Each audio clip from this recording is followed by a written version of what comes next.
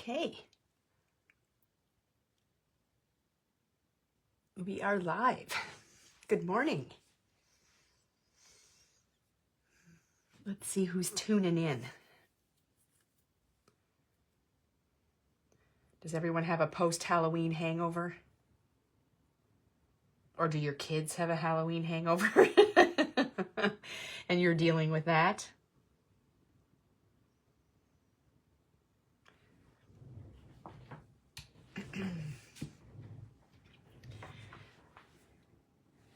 It was a nice night for Halloween, though, for sure. It was warm.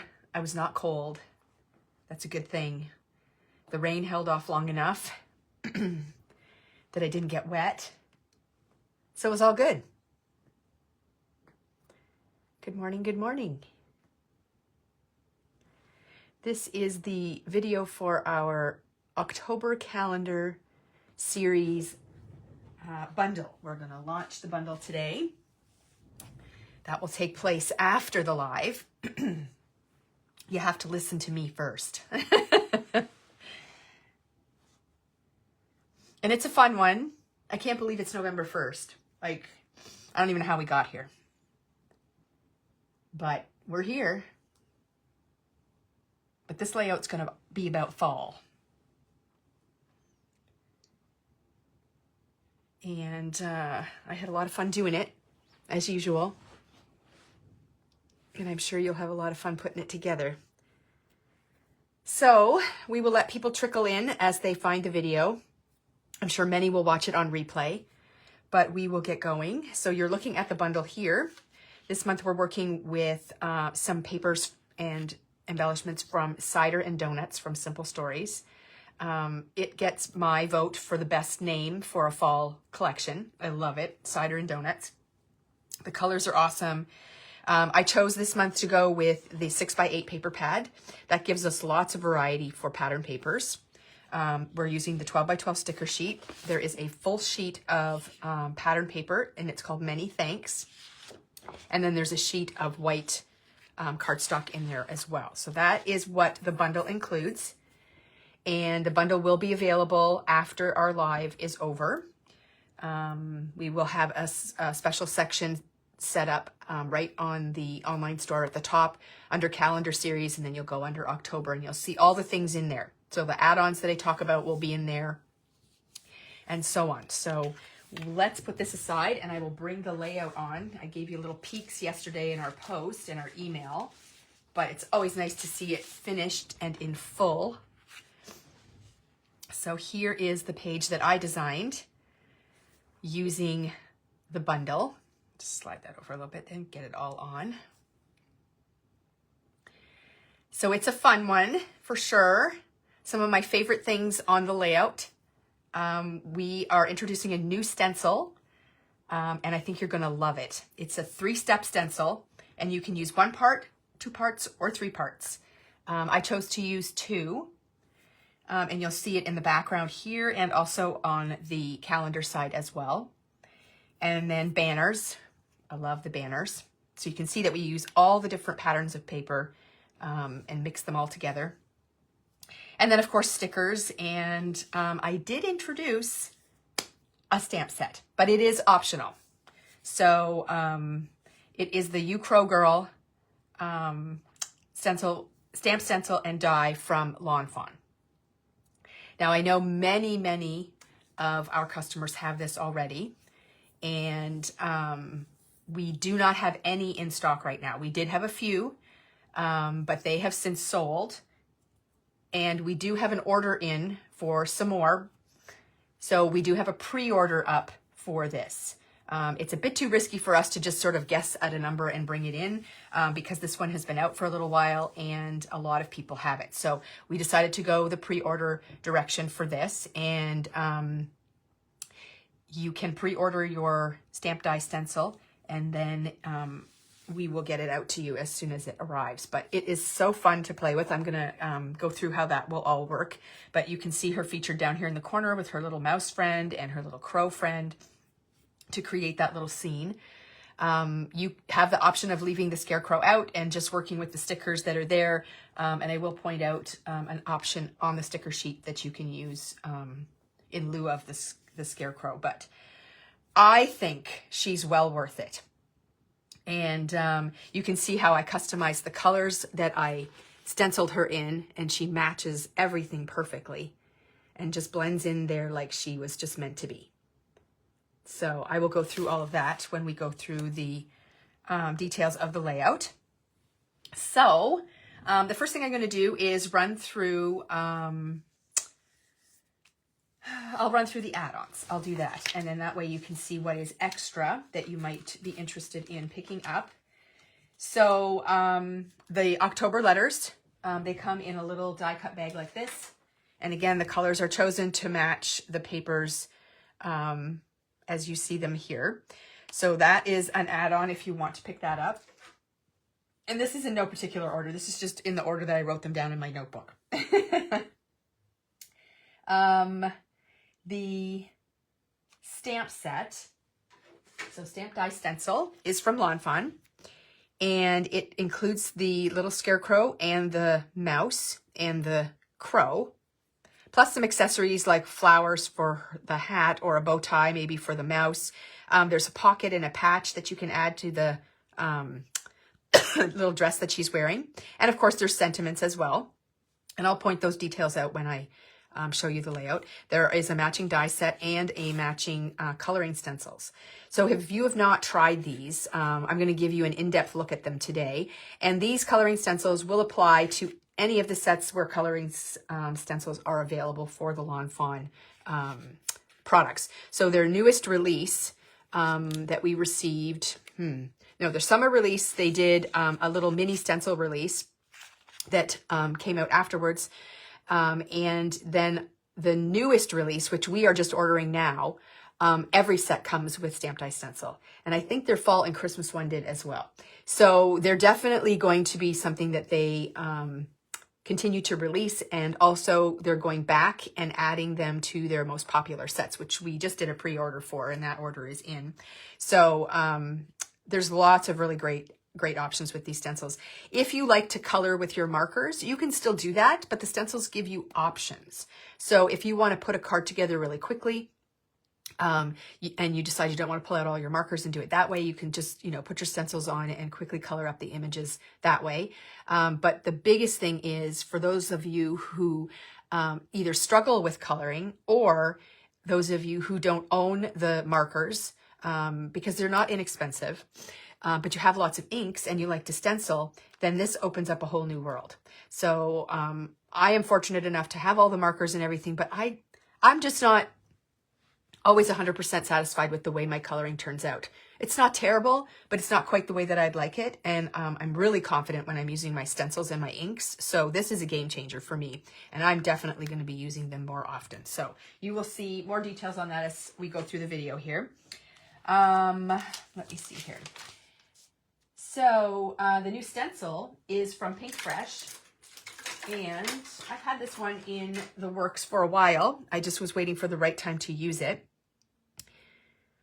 Okay, I was blown away at the shading on that image when you showed it to me in person. I know, right? It looks like I was a professional. And you can be a professional too, very easily. This one is called Kaleidoscope. And like I said, it is a 3-piece stencil. And you will see it in action when I stencil up the background. But the top layer is, I need a piece of white paper. I never have a piece of white paper handy. All right, let's just see if I can pull one out here. Here we go. Okay, so here is the top layer of the stencil. So that gives you that sort of like diamond shape that is done in the brown here. And then there is a smaller pattern that nests inside there. So those are the 2 layers I used. And then the final one is a dot. And that will get placed in the center of these larger diamond shapes. I chose to leave that part off, but you can definitely add the 3 layers. The great thing about stencils is you can do them in any color. So although we're using it on this layout, this is a very generic pattern.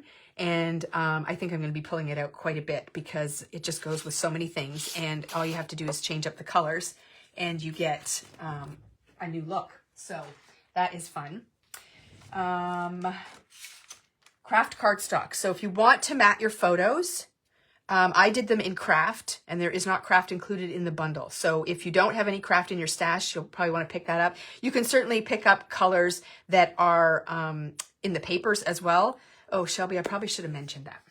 She probably wants to kill me when I do this. We could put the colors in that we used in the title. So if you don't want to just use craft, then you could pick one of these colors as well, and they would all work well. So I did send Shelby the color list when I sent her all the calendar information. So she can add those colors, or I can add them after the video. Yep, she says she quits. I knew it. I do this to her all the time. Either her or myself will add those colors to the shopping section. So if you want to pick up any of those colors, you can. What else did I use? My usual tools, the sanding block. I like to sand the edges of all of my photos to just give them that little white border. I'll just hold this up here so you can have a closer look. See how I've done the sanding there on the edges of those pictures. It's just a little detail, but I really like the way that it looks. So sanding block and the T-ruler that I use every darn time to make sure everything gets straight, and especially the letters on the calendar side. Without that, it would be tricky for me to get them all straight. And my walnut stain ink, my distress ink, and my inking tool. I used that quite a bit this time. All my photo mats are inked. All the papers are inked. Yeah, so I did a lot of the inking with the brown. And then the edge distresser, I'm bringing that one back in to the mix this time. And that is to distress the edges of all of the pattern papers. It just gives it some texture, and I really love the way that it looks. So that is done with that edge distresser. So that is a good little tool to have on hand. The clear drops that I used on my layout for an embellishment, those are from Pink Fresh, and they are the champagne color. It's my new favorite. Well, one of my new favorites. And then a black pen and ruler to do the lines around the outside edge of the paper. I stole this little technique from Amanda. She really likes to do that to her pages, and I love how it looks, so I decided to do that as well. My camera is not focusing on my layout. There we go. That's better. So you can see that I've added those lines. And then I have a new favorite pen that I like to use. This is the pen I like. It's from Marvy, and it's called Le Pen, and it's a flexible tipped black marker. And I really, really love the way that it writes, and I used it to draw those lines, and it worked quite nicely. It doesn't bleed or blob, which is kind of a bonus. So I like that one. Gold splatter. I use the Winsor & Newton gold ink to do my splattering, and then of course brushes to do your splattering. So I am a fan of the fan brush. I'm also a fan of these brushes here that we have from Yasutomo. I always have to say that slowly. They come in a pack, and there's a variety of brush sizes. So I've used these quite frequently on the layouts as we go through the year. So these are something that I have on hand all the time too. Okay, I think that's it for add-ons, other than ink. So the ink that I used for the stencil is Tailored Expressions Toffee and Sweet Potato Pie. Now, I did not swatch out a bunch of other ink companies. It takes a long time for me to do that. And I didn't have a moment to do it. So it is just sort of like a craft or a light brown, and then sort of a light orange. So that is what I used. If you want to wait until you get your papers, you can match up the colors with inks you might have. But that's the two colors I used. And then I also used both of these when I was doing the... Shelby, are you asking me a question, or are you just stating? Yeah, light orange, yeah. So are you... sorry. In addition to these inks, these ones are used as well. I added a few more that I used when I did the stenciling for the scarecrow. So the colors I used, in addition to the toffee and the sweet potato pie. You're reading my mind. Okay, saltwater taffy, Dijon, olive, Earl Grey, and peaches and cream. So these are the ones that I used in addition to the toffee and sweet potato pie for the background. And that's to stencil up our little critters over here. So again, I'm going to demo that so that you can see how it's done. All right, so that is it for add-ons for this month. Not too bad. Put my little list away now. All right, so now we're going to dive into measurements and placement and things like that. So I'm going to set this aside and I'm going to pull out my little cheat notes here and the papers from the bundle. So this you get a full sheet of. This is the Many Thanks paper from Cider and Donuts. And it is the very background of the layout. So you just see a border of it going all the way around your layout. So you're going to use the full size sheet as a background for the layout part of the spread. Okay, and then white cardstock. You have a sheet of white cardstock. So that is going to get cut down to measure 11.5 by 11.5. Okay, so you can see on the layout that you get that 1/4 inch border all the way around your paper.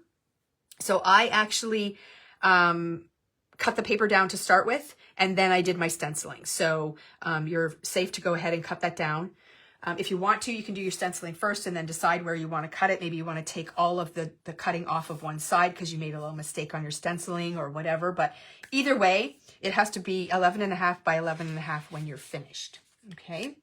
And then we have our paper pad, and we don't use all the papers in here, but I'm going to run through what we do use. So let's just see here. So this floral paper right here, you're going to cut a piece that measures 2 inches by 6.5 vertically. And the pieces from here are going to make all of these banners that I show as the backdrop for our layout. Okay, so we're just moving from this side over. So 2.5 by 6, and you're going to cut a V in the bottom end of your strip. Okay, so what I do to cut my V is I find the center point of the strip, and I make a little mark, and then I just measure up from there and make a little dot, and then I cut from the corner into that dot. So that's the way I do it. I know there's lots of different ways to do it. If you've got a better way, feel free to use that. But that's the way that I do it. And I find it works quite well for me. And then the mushroom paper, you're going to cut a strip that measures 1 1/4 by 5 3/4. So you want it to be 5 3/4 long by 1 1/4 wide. And that will make sure that your pattern goes the right way. And then none of those and none of those. So this floral up here, so that is the back side of the plaid. So this floral here is going to be 1 1/4 wide by 5 inches long. Again, with that V cut in the bottom. And then the thankful paper down here, you're going to go 2 inches across and 6.5 down with the V in the bottom.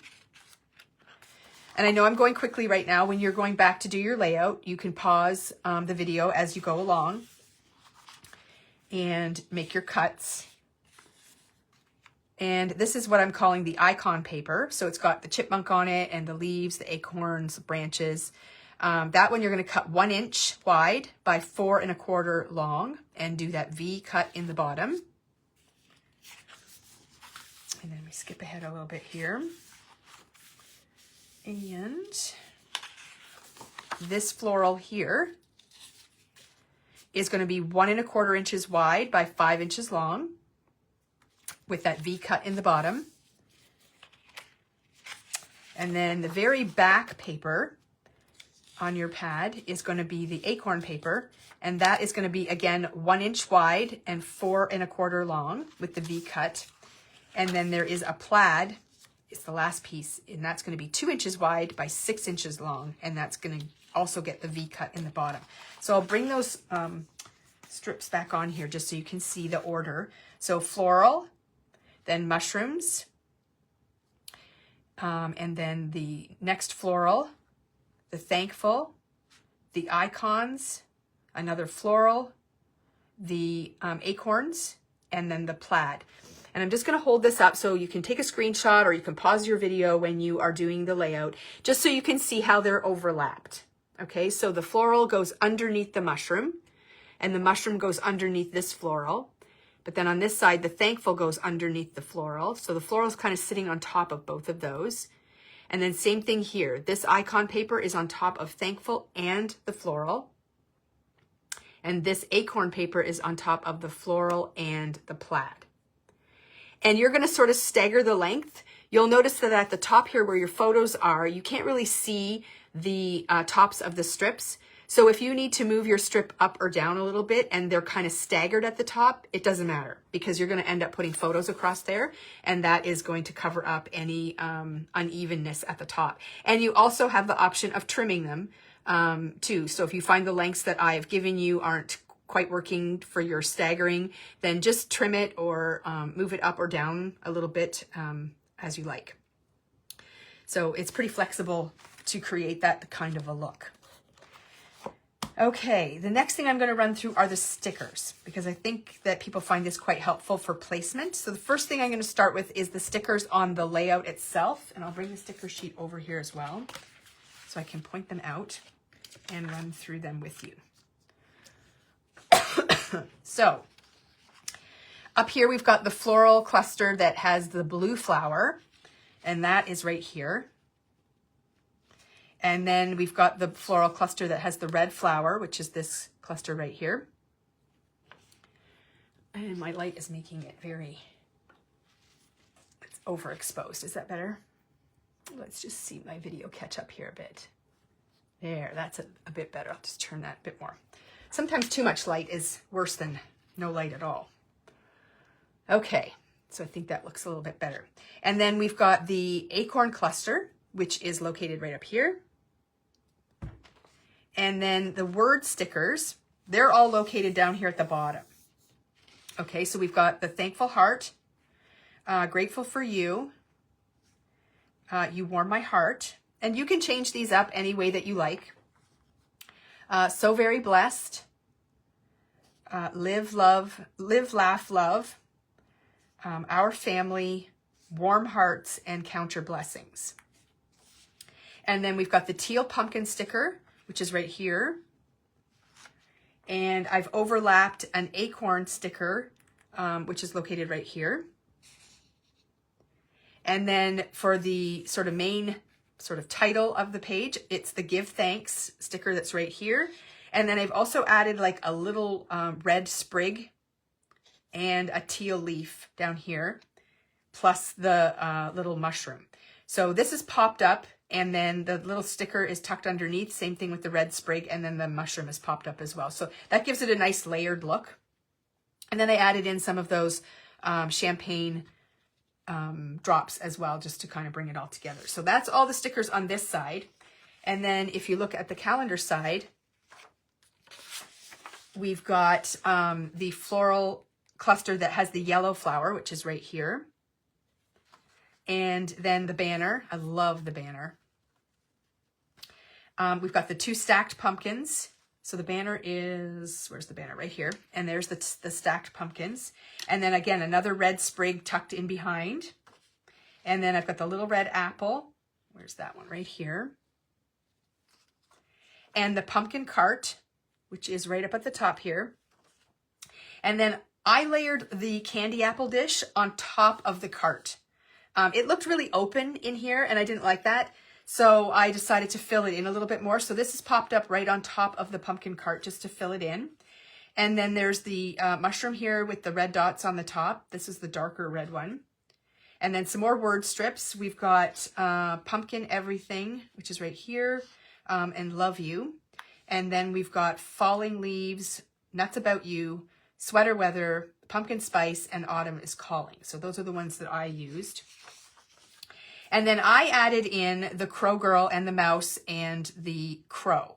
Now there is a squirrel that is not used on the layout anywhere, so you could put the squirrel in there. I'm not a fan of the squirrel. I think he's kind of, I don't know, rat looking. It's not my favorite design, but I you could definitely use the squirrel in place of the scarecrow if you wanted to. So there are stickers that we didn't use, and you can cluster them up and make your scene the way that you'd like it. But I decided to go the route of adding a stamp and die to it. I wanted to go really crazy. I have the Happy Harvest one as well, where there's a male scarecrow, and I wanted to have them both there, and I wanted to have a picket fence and the whole deal. I'm just not sure how far to take things sometimes. I will keep experimenting with that. These are options for you, and you always have the option not to add those things to your layout. You can pull something else from your stash or use some stickers or die cuts that we haven't used. But I'm going to keep kind of bringing in different elements and letting you decide how you want to attack it. So that is all of the things. I'm going to start by working with the stencil and stamp and die so that you can see how those things work. I should probably keep my layout handy. And then we will move on to stenciling the background.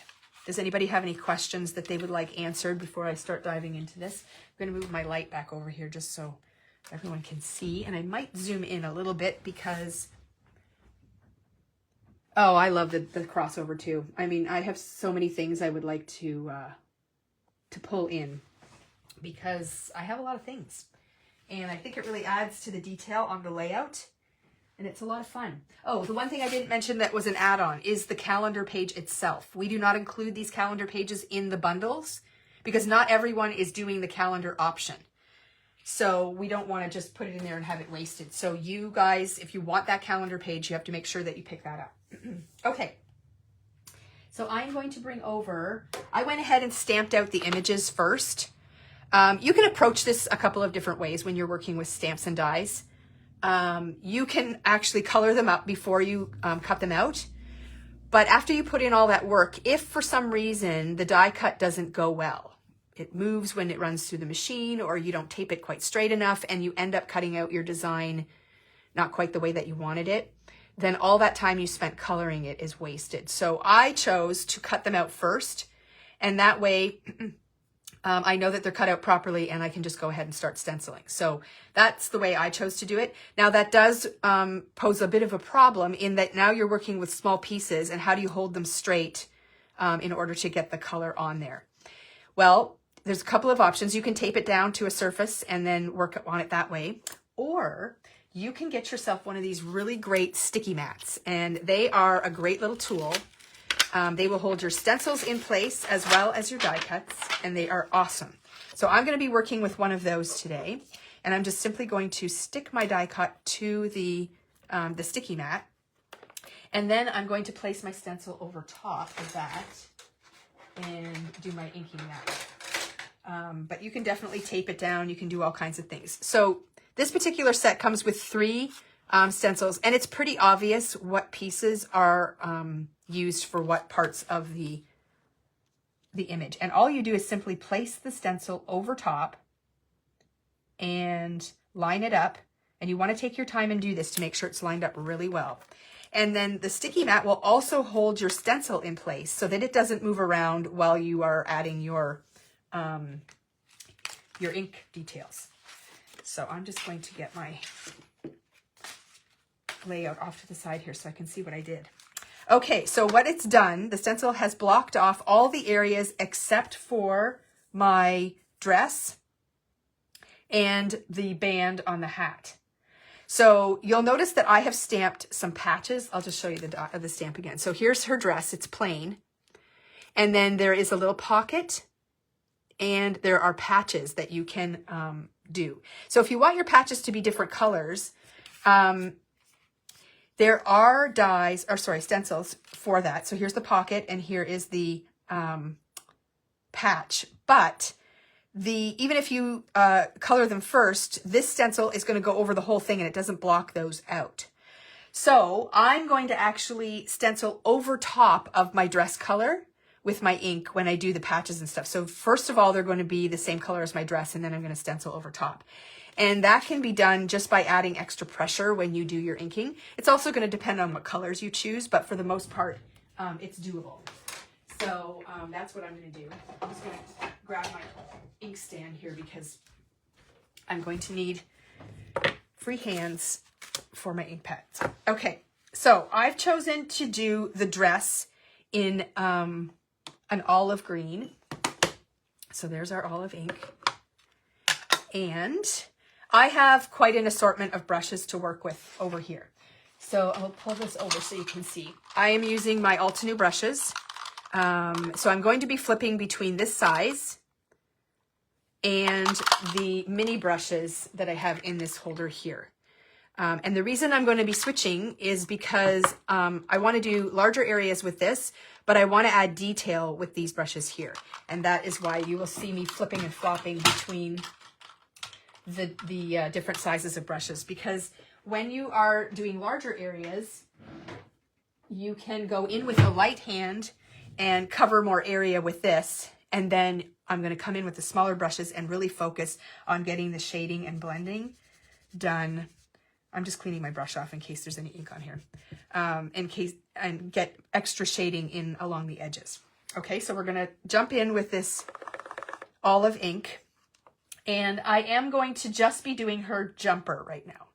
Okay, so I'm going to brush off a little bit, and I'm going to go in with a light hand starting on the edges. I'm really actually starting on the stencil itself, and then I just start bringing the color onto the dress from there. And I can always go back and pick up more ink, but once you slam the ink onto the paper, it's kind of there. And you'll notice that it's nice and light, and I'm just taking my time to add sort of, I'll call it my base coat. Okay, now I can always darken this up as we go. I'm just trying to get some ink into those little spots there for her straps. I'm not going to go up and do the headband. That's going to be a different color.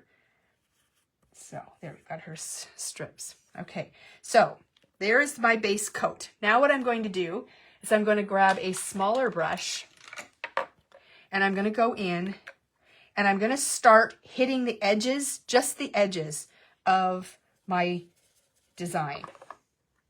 And I really want to just focus on that and start to darken up those spots. Now I'm going to hold this up just so you can kind of see what's happening along the edge. I'm not going very far in at all. Just wait for my iPad to catch up. But you see how I'm starting to get that deep shading along the outside edge? That's exactly what I'm looking for. Okay, so I'm going to do that all the way around the scarecrow's little dress here. And we're just going to keep hitting the edges. So mainly stenciling on the stencil itself and just hitting the edges of that dress. And it's very easy to do if you're using the small brushes. If you're using a brush that's too big, that brush is going to travel way inside the skirt area and end up coloring the whole thing, which is not really what you want.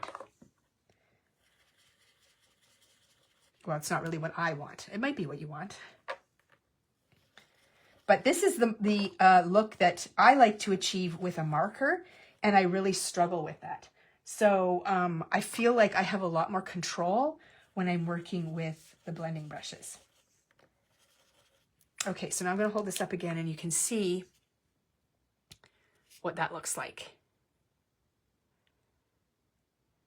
So isn't that awesome? It really, really looks great. Okay, so I'm quite happy with that, but this is still very light in the center. So now, again, with a very light hand, I'm going to kind of go over the center area until I get a little bit deeper color. But this is a slow, gradual process. You don't want to add too much ink too fast, because then you'll lose all that shading that you achieved by just hitting the edges. Okay, so that dress looks pretty good. So I'm just going to lift this off. Well, actually what I'm going to do first is just take a microfiber cloth, and I'm just going to remove the surface ink on the stencil, because there's quite a few images on here. Now you can see how well these sticky mats hold your stencils in place. Ugh. So that was the dress. Now we've got the pocket, the patch, the crow, the top of the hat, and so on. So what I'm going to do right now is I'm going to do the pocket on her dress. So I'm just lining up that little pocket area. Now there are open areas on the stencil that are showing over my image. If you are worried about those things at all, just take a piece of masking tape or something that you can put over top of those areas so that you don't stencil into, like I don't want a crow on her face. So I'm just going to put a couple pieces of masking tape just over these areas that are close to the area that I'm going to be stenciling in case I go a little wild. Now this is where I'm going to want to make her pocket quite a bit darker, just so that it sort of stands out on the background. I could even make it a completely different color. Do I want to do that? I don't think so. I'm going to go with the green pocket. So I'm focusing just on the pocket itself, and I'm applying a little more pressure. And when I lift this off, you can see that now the pocket is darker and stands out quite nicely. So now I'm going to go in and I'm going to do the patch and finish off her dress. So just going to get rid of that ink there that's sitting on top. And I've got this little patch here. So one of them is on an angle, and I'm just going to cover that up. And I did that one in blue, and that is the saltwater taffy. So I'm just going to switch out my ink pad here. And again, I'm going with a smaller brush because I can apply more intense color in one area. But because I don't trust myself, I'm just going to make sure I don't have any ink on my brush. Pick up a fair bit of ink, and I'm just going to go in quite heavy, just over top of where I had stenciled before. And then when I peel that off, wow, this mat is sticky. Now I've got a nice blue patch there. And then the other one I'm going to do in that sweet potato pie. So it's kind of like that orange terracotta kind of color. And again, swap out my ink color.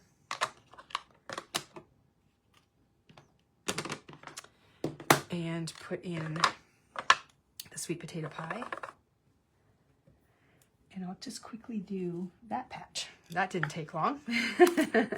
So now you can see that the patches on her dress are done, and she's starting to come to life, which is the best part. Okay, so now I'm going to do her arms. So on the same stencil, I'm going to go across and do her arms. So again, that's going to be that terracotta color, so this sweet potato pie. And again, I want to go in with a very light hand to start. I don't want to go in dark because I want to be able to add the dark shading myself. Okay, there's a lot of ink on there. All right, and again, I am going to, so one of the things I want to point out, when I'm using these sticky mats, I like to be able to move them around.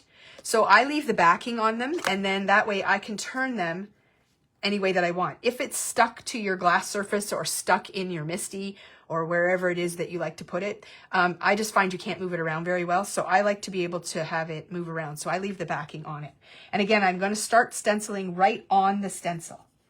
And I'm going to start bringing in the color lightly. Being careful not to go up here because this is exposed. And I don't want to get ink in that area. I should mask it off, which I'm going to do because you know what? If I'm going to do it wrong, it'll be during a live. So that just protects that. Okay, so now you can see I've kind of got the base down for her arms. And now I'm going to go in and I'm going to add some shading just by hitting the edges and building up the color along there. And I almost never go brush straight to paper. I almost always rub off on my glass mat first, just to take away some of that intense color. Oops, I noticed another spot. We've got buttons down here. I don't want to do that. But it does take away that really intense color that wants to grab onto the paper immediately and allows me to control it a little bit more just by brushing off on the glass first. Plus you can go back and pick up the color from there. And there's quite a bit of ink that that you end up laying down. Okay, so now I'm going to go in with a bit of a light hand, just fill in a little bit more orange on the base of the design. And then I'm going to do something different. I used my stick mat for the first time last weekend, and wow, it also cleans up. Yes, Susan, that's a good point. I should talking about cleaning up. So after a period of time, so these sticky mats are made of the same material that your stamps are made of. And after a period of time with your hands being on them and paper coming on and off of them and so on, they lose their tackiness. The only solution that I have found that works really, really well is to clean them with, like I use Dawn dish soap and a very soft scrub brush. Clean them up and let them air dry. You don't want to dry them yourself. Just let them air dry and then they get super sticky again. So I have a few mats that I have in different sizes, and I'll just wash them all and then the stickiness comes right back. So with this, now what I'm actually going to do is I'm going to come and I'm going to bring in another color. I'm going to bring in toffee, and I'm going to darken it up even more by using the toffee ink with the orange. Okay, so I'm going to bring in my toffee brush and again, take some of that color off, and I'm going to hit the areas where I want that deep shading. Whoops, I should clean my stencil off first too, just so I don't have a lot of orange on there. Okay, so now I'm going to hit those areas again with the toffee ink, and then watch what happens. It's so cool. So this just sort of deepens the shade of orange and really creates a great shadow. And I will hold it up close so you can see what's happening here. Okay, so let's take this off. I really love how that looks. All right, I'll pull that up just so you can have a look at where I've done that shading along the base of her arms. And you can see the edges where I hit it with the toffee, how it just gives it that really nice defined dark line. And the really good artistic colorers, they can do that with markers. I cannot do that with markers. I butcher it every time. But with stencils and ink, I can definitely achieve that look, and I think it looks pretty cool. Okay, so now we're going to do her hat. So let's find the stencil that has her hat on it. And I'm going to clean these stencils up better later, but I'm just taking my cloth and just wiping off any excess ink that's on there. So here's the stencil that has her hat. So I'm going to cover that up there. And this is going to again be that olive green. And this will match her dress. Actually, is that the color I used? No, I think I used Dijon. So we're not going to go with olive. We're going to go, oops, this stays on. We're going to go with Dijon. So this is kind of like a mustard yellow. Okay.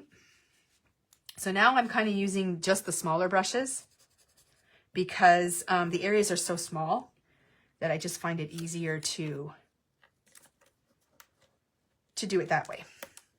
Okay, so now we're going to come in with this yellow color. And again, see how yellow that is when I put it on my mat? That is way too much color.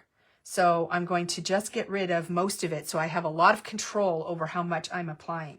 And again, I'm now going to start on the stencil and lightly go over her hat with my brush, very lightly, just to lay down some color.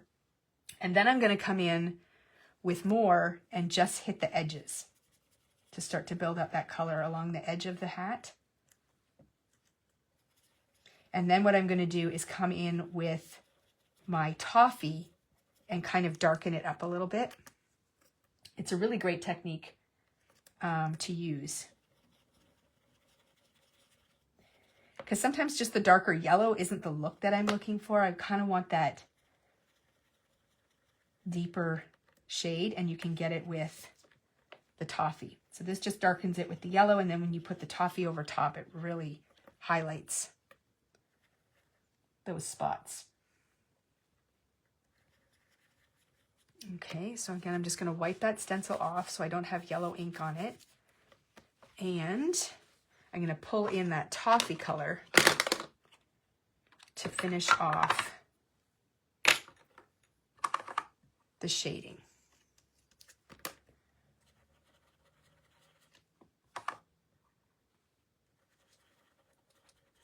Oh yeah, see, that makes such a big difference. It turns the yellow into that nice mustard color that I wanted. Oops, went in a bit far on that one. That's okay, we'll just blend it out.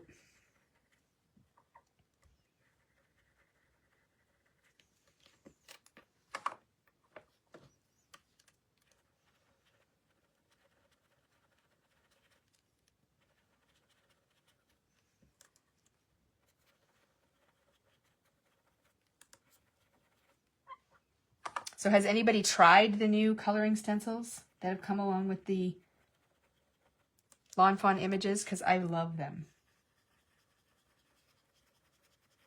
So I'm going in with a really light hand over this area just to kind of bring in some of the softness.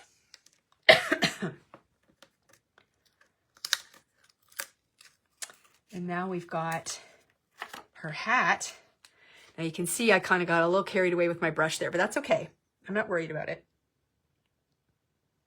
So that does the yellow on there. And now their band that goes across the middle for her hat, that was on the other stencil. This one here. And I forgot to do that. So we're going to do like the orange sweet potato pie color. Well, Karen, you need to get them out and give them a go because you're going to love them. It makes coloring really easy and fun. So again, I'm going in with a very light hand to get that orange. And then I'm going to come in with the toffee just on the edges.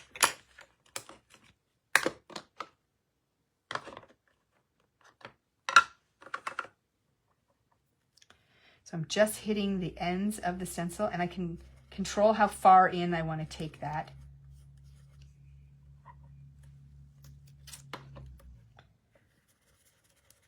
And I kind of want it to match the shirt, the arms. So I'm just going to kind of go for that look.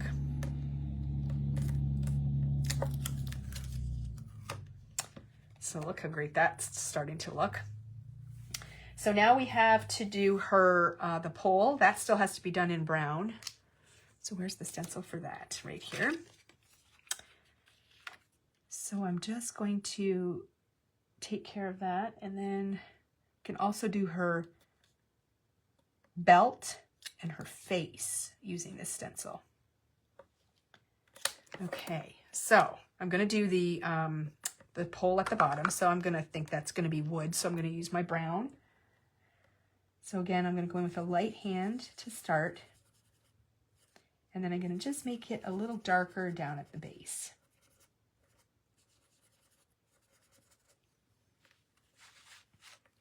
And then her belt is going to be that Dijon color.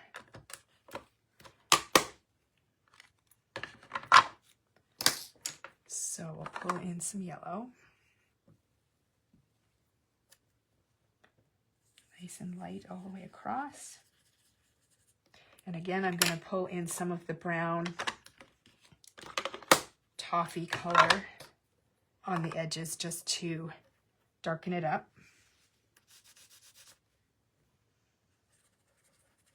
Just sort of ties everything together. All right, and now we have her face. So faces can be tricky because you want that nice like flesh tone. So that's where the peaches and cream is going to come in, but I'm going to be doing this with a very, very light hand.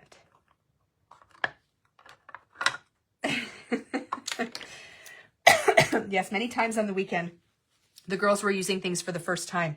And they're like, oh my gosh, this is so great. And I'm like, well, I told you. I would not tell you it's not great if it's not great. And it is pretty great. So now I'm going in with an even smaller brush because I really want to have control over how this face tone is going to come about. So I'm really brushing off And I'm going to mainly do the ink blending along the top edge of her face and blend it down, okay? So I'm really going to go very gently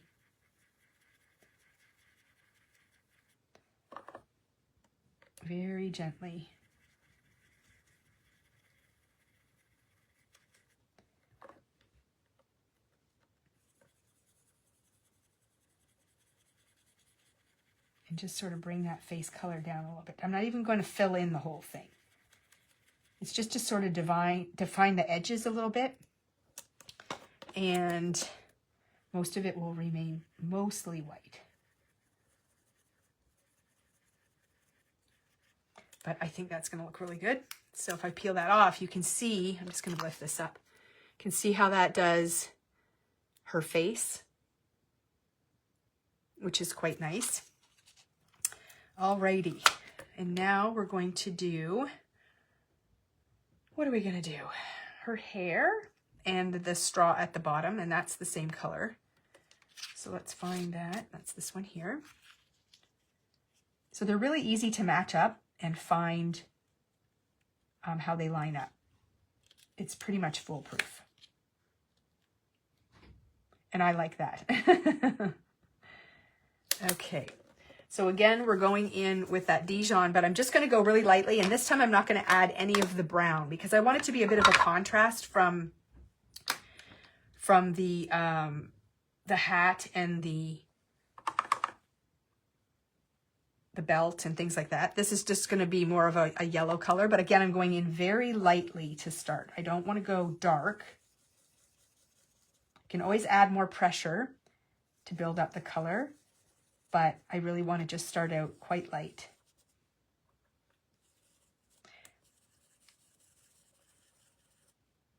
And I wanted to do just the scarecrow image, just so you could see how these stencils work and what you can achieve with them. I'm not going to do the crow and the little mouse because it takes a long time for you to sit and watch that. I'll get to the stenciling of the background next, but I just really wanted you to see how these stencils come together and really lighten up as you color them. So we just have her little buttons left and her hair ties. So her hair ties, where's that? So her hair ties are, it's just going to be a line, I guess. Excuse me. Where are her hair ties? Oh, there they are. I found them. So we're just going to put the stencil on there for her hair ties, and those are going to be the orange color, so the sweet potato pie. And again, it's just going to strictly be orange. I'm not adding any shading for that, just so that they stand out differently than her shirt, but still kind of go together.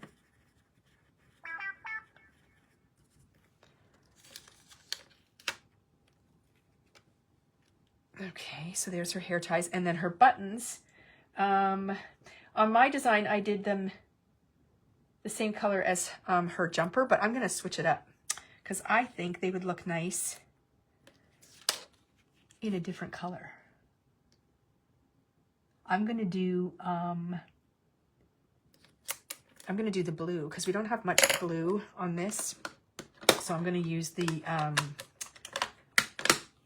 saltwater taffy just to add a little pop of color.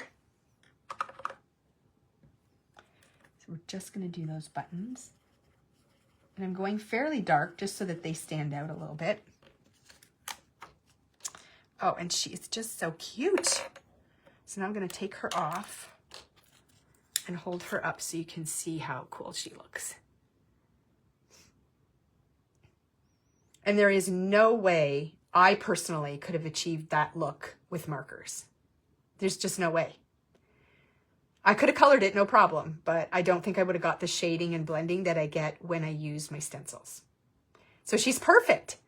Now, there is a little flower die cut that I used on her hat. Let me get my sample over here. So you can see that I added the little flower to her hat. And then the crow, he's standing over here, and I used Earl Grey. I just used the one color for him. I just did it really light first, and then I came in and did the shading on this side so that you get the two-tone look. And then his little beak is done in the yellow. And then the little mouse, see this little guy down here? Again, I used the Earl Grey ink and the Peaches and Cream for the ear. And then I just did his little overalls to match her dress. And same concept with the little pocket there. And then those are the little ones I used. And then inside the little stamp set, there are little words that come along with this. And one of them says caw-caw.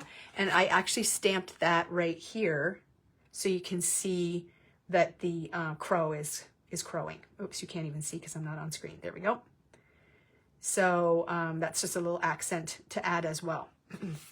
So that's how you do the little critters with the stencil. So you can see here that my mat has quite a bit of ink, and it's tacky, but it's not super tacky. So when I'm done the live, I'm just going to take this out there and give it a good wash with the Dawn dish soap and a little scrub brush. And then I'm just going to lay it on a drying rack and just let it air dry, and then it will be good to go.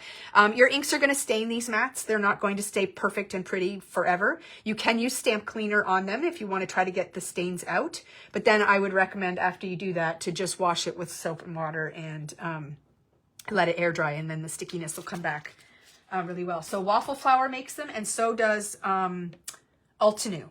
So those are the two that we carry, and they are great. So that's the end of the stenciling demo, because I could do that all day. Okay, so now let's do the background. So I'm going to need this one and this one, so that you can see how I did the stenciling for the background of the page. I'm just going to clean my mat off here, because I don't want to get this all over my paper. Okay, we're good to go. All right, and then I'm going to switch blending brushes too, because I'll demo it on the calendar page. So when you're doing the layout portion of your page design, you'll notice that I don't stencil the whole background. So I kind of stencil to about 1.5 inches from the bottom, and you kind of want it to have it like just fade out a little bit. And then at the top, it's going to stop underneath the area where you have your photos. So I would say, let me measure just to be sure. I would say you're going to stop about 3 inches or so from the top. If you go up a little higher, it's not a big deal, because your photos are going to end up covering. And I wanted that white space above and then the stencil below. And then I also splattered using the gold ink. And I don't know that you will be able to see the glimmer, but it's kind of like foil when it dries. It's beautiful, and I love the gold. So if you don't have the gold, make sure you pick it up. And when I splattered, I had all of my papers in place, not my pictures and stuff, but the patterned papers and the stenciling was done.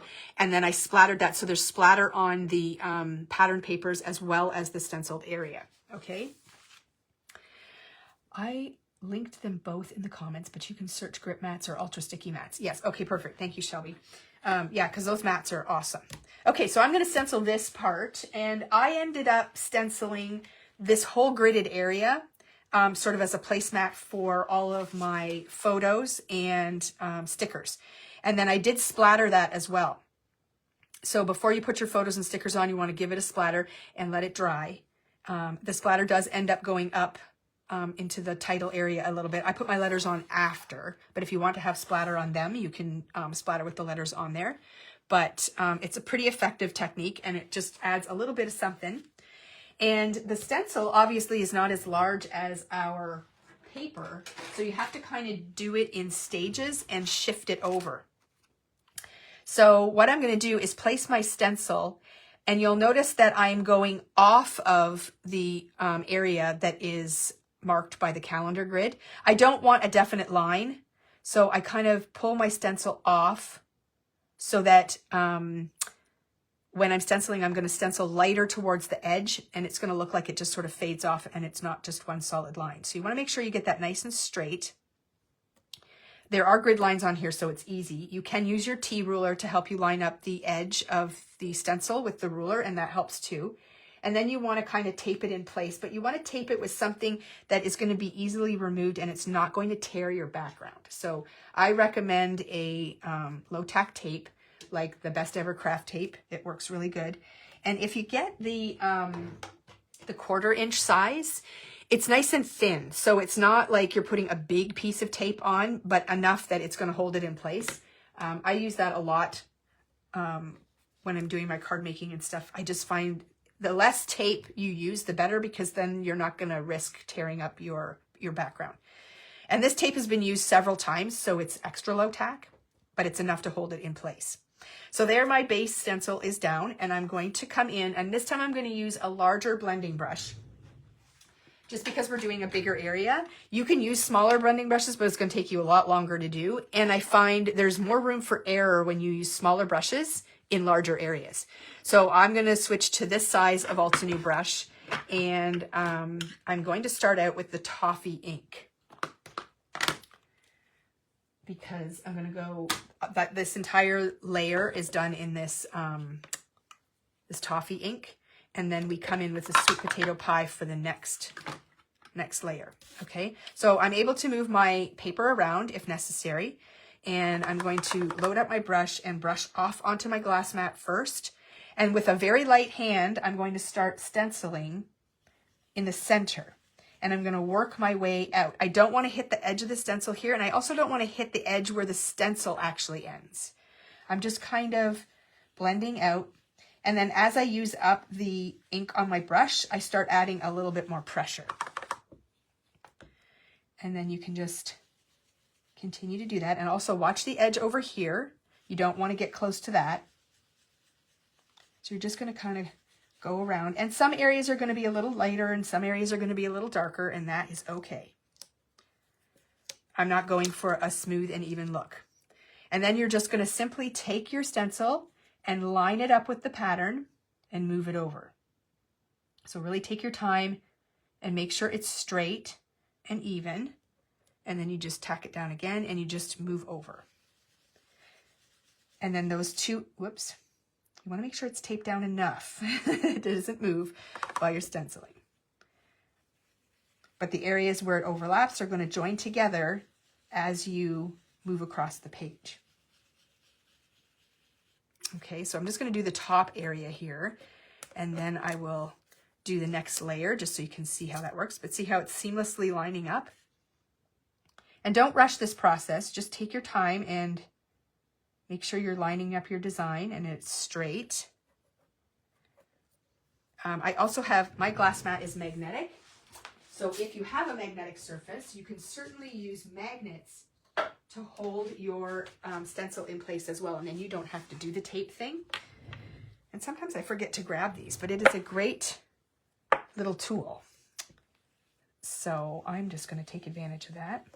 Sometimes they get in your way a little bit, but you just kind of slide them over. And this holds your stencil in place. But the tape does work well. Okay.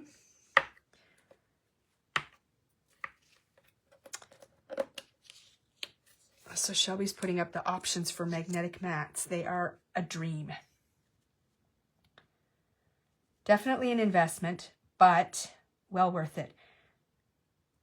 I always look at it. How often am I going to use it?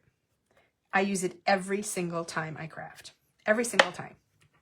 So if you amortize the cost over the number of uses, it's actually a very inexpensive tool. That's how I justify a new phone. I'm like, well, it's in my hand all the time. I use it for work. I use it for pleasure. So I can justify the cost of a new phone. Plus it has a killer camera and I take my pictures that way and blah, blah, blah. You see how I do that? Okay. So that is basically the first layer. So then you're just going to move this down and line up the stencil from the top and repeat the process so that you cover the area along the bottom as well. So now I'm going to move on to the middle, the next layer. And this one you line up in between the openings. And when you lay it on there, you're going to be able to see through the stencil. So I'm going to slide this over so I'm able to cover. And again, you just want to take your time and make sure that all the areas of the stencil are lined up evenly. There's no registration marks or anything. You just have to kind of eyeball it, but it is quite easy to do. And you're just going to switch up your color now. Shelby, I worked on glass for the first time this past weekend, and again, you were right. Well, I don't want to keep saying I'm right. You know what?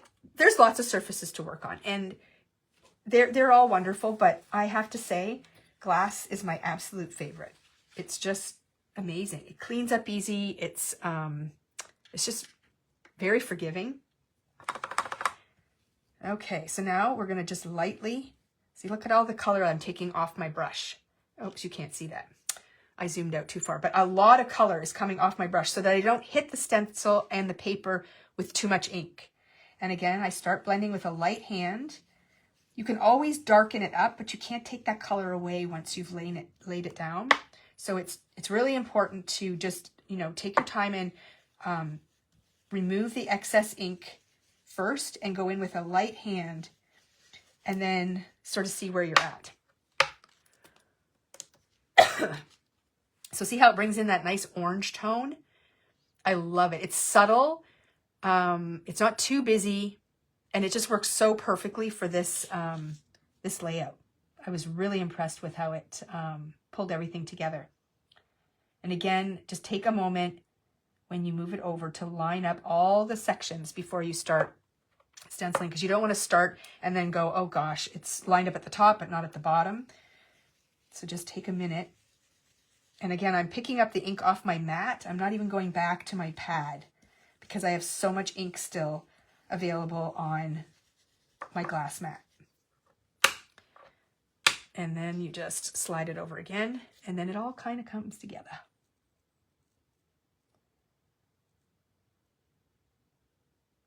Just taking a minute to make sure all the sections of the stencil are lined up.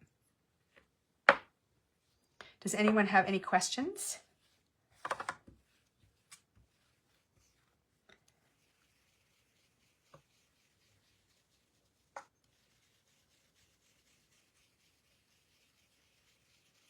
Okay, and then there we are all the way across. Perfectly. And then I will just do the lower half the same way. Let's move this on here so you can see how that looks. So again, I'm just lining that stencil up, and I can just finish the bottom part. And the same technique is used on the other side of the layout, just behind all the banners and everything. Same concept. You just start on one side of the page and move over to the other side. And then before you know it, you will have a beautifully stenciled background. And it's very light and subtle. So when you get all of the things on top, I'll just show you, it kind of blends into the background, and you notice it, but you don't notice it. And that's the whole point. You don't want the stencil to be screaming at you. You just want it to blend into the background a little bit like so. So it's there, but it's not really there. I went all the way to the bottom. So the whole grid is filled in. Now you may decide you want to do it differently, because I filled my whole grid, so it goes right down to the bottom and all through the top. But if you have areas, like if you just want to put it in certain areas, you can do that too. But I decided once I had all my things laid out, I was like, okay, I'm going to do the whole thing.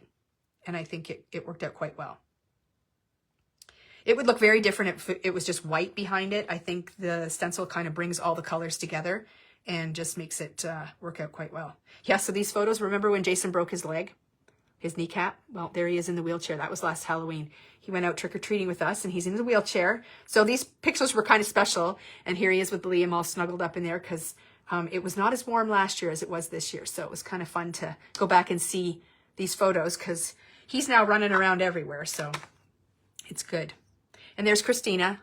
She's handing out candy to the boys. But yes, so fun. All right, well, I think that's it for my demos and my things. So if nobody has any other questions, we're going to end the video, and we're going to get the items up on the online store. So it might take us just a minute to populate those categories and get them to show up. So if you're in the calendar section, you may have to refresh your page a couple of times. But yeah, that's it. So that's October's layout. I hope you enjoy putting it together. And same concept as before with my photos. I've gone over this before for this side of the page. I actually collage them onto a 4x6 print, and then I print them out, and then I cut apart the collage, and that gives me all these different sizes, and then you can kind of layer them and overlap them. Like some of them are popped up and some of them are flat. And when you sand the edges of them, when you overlap the photos, you get that sort of defined edge. It's a really fun process. I love collaging the photos and then printing them out and cutting them up. So it's a great way to get lots of photos on the page as well. So even on this page here, you could do a few collages, and then you could have a whole collage of photos going across the top if you wanted to. And you can even put another cluster down here, depending on how you lay things out.